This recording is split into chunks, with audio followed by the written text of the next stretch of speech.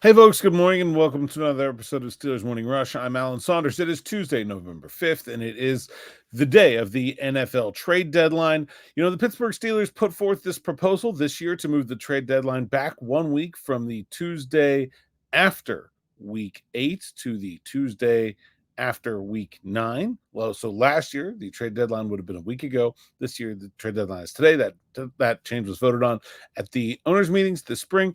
I wonder if they considered that would mean that the trade deadline would fall on election day. And if they are reconsidering that, I mean, part of the idea of moving the trade deadline back for the NFL was to make there be more trades, right? Because later in the season, there'll be more teams that are clearly out of it. So there'll be a little bit more action. This is the NFL seeing what leagues like Major League Baseball and the National Hockey League and the NBA have and trying to replicate that in the NFL in terms of attention, right? I mean, the owners don't care if there are more trades or less trades, but they see the attention those leagues get, and they wanted some of that, and then they put their trade deadline on the busiest news day of a 4-year cycle. Probably not the best return on investment there. Wouldn't shock me if we see them move it back another week coming up here, so before we go through this again in 4 years.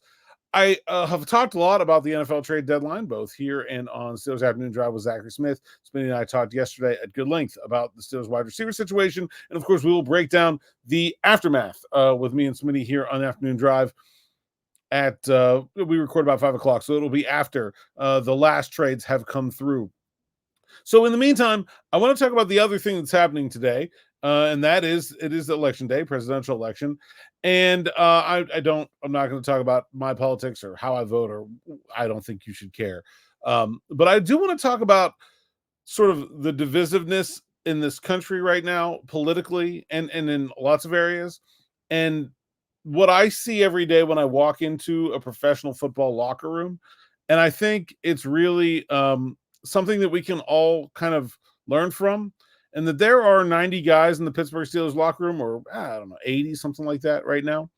And they come from extremely varied backgrounds. You have Black people, white people, Mexican people. There's an Australian, there's a Belgian, there's an Englishman, there's a Samoan, right? You have people from all sorts of nationalities, not just races. You have people from all sorts of different socioeconomical backgrounds. You have people who grew up in poverty, and you have Arthur Smith, the son of a billionaire, right? I mean, so you have all of this difference, and you have the difference of people, and then clearly you have difference of opinion. You have that many people. This is a heated election for everyone. I'm sure you all have friends and family members or people that you know or coworkers that are planning on voting differently than you. I can assure you the NFL locker room is no different than those workplaces in terms of varied opinions, and strong ones too. Just because they're players doesn't mean they don't think about these things like the rest of us. But I think the thing that really stands out to me about the lesson that we can learn from the locker room is that today, while the Steelers are off, those 80 to 90 players and coaches and staff members are all going to do their thing. They're going to vote. They're going to watch the news, and they're going to hope their candidate wins, or maybe they don't care. Maybe they're disenchanted by the political process and they want it all to go away, just like they want the wide receiver trade rumors to. Whichever, tomorrow they're all going to come together and they're going to bust each other's butts on the practice field to try to play for one another this coming Sunday, no matter what happens.